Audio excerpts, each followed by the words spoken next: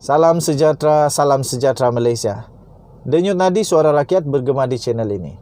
Ini adalah laporan kedua. Bahagian kedua laporan mengenai perbicaraan 1MDB yang saya petik daripada dhmarket.com bertajuk bekas pengerusi 1MDB. Bake berkata, dia bertemu Jolo di Pejabat Najib menggunakan telefon bimbit Najib. Menggunakan telefon bimbit Loh Teck Joe untuk bercakap dengan Najib. Sekali lagi saya ulang, tajuknya bekas pengerusi 1MDB iaitu Muhammad Bake berkata, dia bertemu Jolo di Pejabat Najib dan menggunakan telefon bimbit Loh Teck Joe untuk bercakap dengan Najib. Bahagian kedua laporan ini adalah bagaimana transkrip perbicaraan itu. Saya bacakan. Tan Sri Syafi Abdullah, Peguam Bela Datuk Seri Najib Tun Razak bertanya kepada Muhammad Bake. Katanya, anda bersetuju dengan saya bahawa Jolo tidak memegang jawatan rasmi dalam 1MDB. Anda bersetuju dengan saya bahawa jika lembaga penasihat dicetuskan, anda boleh tampil dan perkara karut yang melibatkan Jolo ini boleh dielakkan. Muhammad Bake berkata, itu komen yang adil. Tetapi keadaan yang menyokong 1MDB berbeza. Kerana pengerusi lembaga penasihat iaitu Najib berinteraksi dengan Jolo. Berinteraksi maksudnya memang ada komunikasi. Muhammad Bake turut memberi keterangan mengenai panggilan telefon Jolo kepada Najib sebelum 1MDB hampir memulakan mesyuaratnya pada 26 September 2009. Mengenai cadangan usaha sama iaitu joint venture dengan Petro Saudi International Ltd. Joint venture memerlukan 1MDB untuk mengepam sebanyak $1 bilion menurut Muhammad Bake. Saksi itu berkata, jika Najib sebagai pengerusi penasihat 1MDB ketika itu tidak muncul di tempat kejadian, JV dengan Petro Saudi tidak akan berlaku. Saya baca sekali lagi. Saksi itu berkata, jika Najib sebagai pengerusi lembaga penasihat 1MDB ketika itu tidak muncul di tempat kejadian, JV dengan Petro Saudi, joint venture dengan Petro Saudi tidak akan berlaku. Apa maksudnya itu? Maksudnya betulkah? Ini soalannya, saya soal. Bukan kenyataan, saya soal. Dengan kenyataan tadi itu seolah-olah menunjukkan bahawa Najib Razak wajib ada di sana dalam kurungan sebenarnya itu. Dalam kurungan untuk supaya transaksi itu berlaku. Supaya kerjasama itu berlaku. Tuan-tuan dan puan-puan.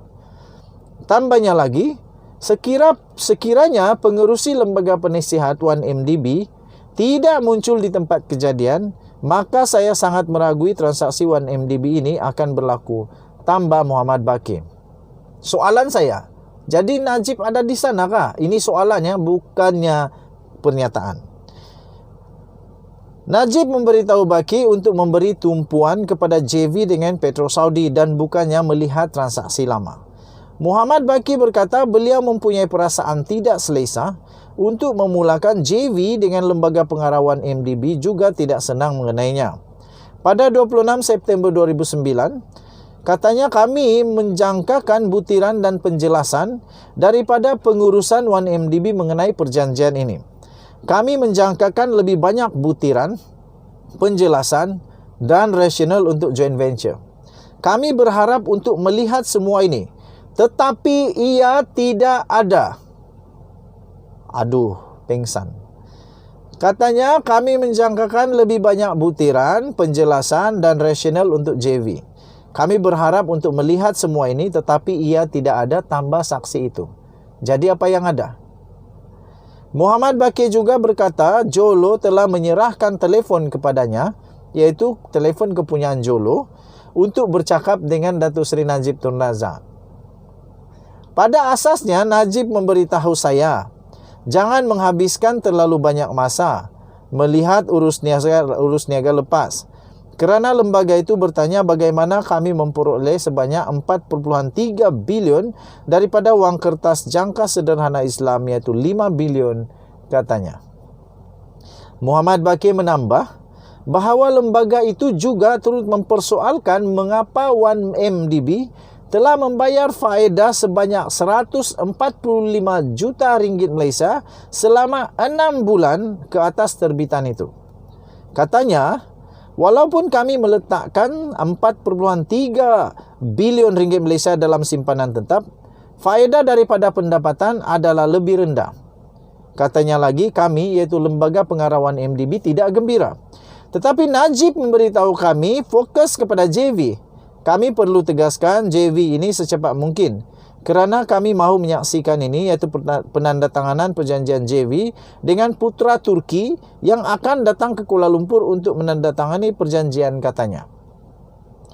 Berasal daripada Perdana Menteri iaitu Datuk Seri Najib Tun Razak dan memberitahu kami, jangan risau, ini adalah perjanjian kerajaan dengan kerajaan.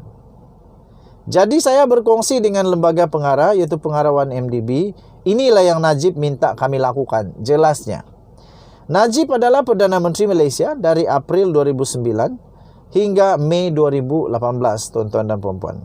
Sebelum menjadi Perdana Menteri, beliau adalah Timbalan Perdana Menteri pada 2004 hingga 2009 dan Menteri Pertahanan di antara 1999 sehingga 2008.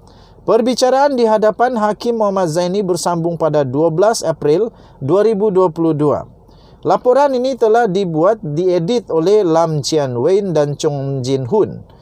Laporan ini, tuan-tuan dan puan-puan, bukanlah kenyataan daripada saya, tetapi ini adalah laporan rasmi, transkrip perbicaraan dari Mahkamah 1MDB, Mahkamah Tinggi Kuala Lumpur, berkenaan dengan 1MDB yang melibatkan Datuk Seri Najib Tun Razak. Kamu boleh cari linknya, sila masuk ke dalam dhmarkets.com. Bertajuk bekas pengerusi 1MDB iaitu Baki berkata dia bertemu Jolo di pejabat Najib menggunakan telefon bimbit Jolo untuk bercakap dengan Najib. Kali ini Datuk Seri Najib Tun Razak dah tak boleh lagi kata dia tak kenal langsung ataupun dia memang kenal pun, dia tak pernah mengaku dia tak kenal.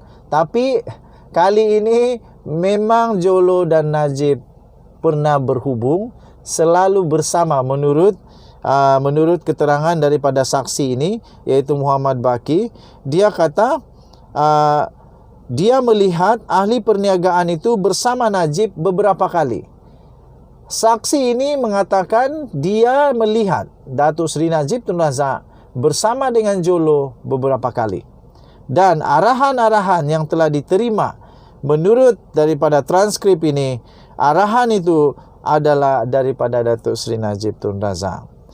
Salah satu perenggan yang menuliskan ialah dia kata pada asasnya Najib memberitahu saya, bukan Jolo tapi Najib. Najib yang memberitahu saya jangan menghabiskan terlalu banyak masa melihat urus niaga lepas kerana lembaga itu bertanya bagaimana kami memperoleh 4.3 bilion daripada wang kertas jangka sederhana Islam sebanyak 5 bilion. Tuan-tuan dan puan-puan, satu lagi perenggan yang menunjukkan bahawa Najib Razak dalam masalah berasal daripada Perdana Menteri, kata Muhammad Baki, berasal daripada Perdana Menteri iaitu Najib Razak dan memberitahu kami jangan risau. Ini adalah perjanjian kerajaan dengan kerajaan. Demikian menurut kenyataan saksi di mahkamah, bukan kenyataan di kedai runcit, di kedai kopi, di kafe-kafe. Dan ini pun bukan kenyataan dari saya. Sekali lagi saya beritahu sumbernya. Kamu boleh cari di edgemarket.com. Saya hanya bacakan kenyataan ini, bukan kenyataan dari saya, bukan juga pendapat daripada saya, tetapi ini adalah laporan transkrip mahkamah yang dilaporkan oleh edgemarkets.com. Kita jumpa lagi. Malaysia kita punya, cintai Malaysia kita jaga kita. Jangan lupa tekan butang subscribe, like dan share. Tekan komen banyak-banyak dan tekan butang notifikasi. Denyut nadi suara rakyat bergema di channel ini. Kita jumpa lagi. Bye-bye.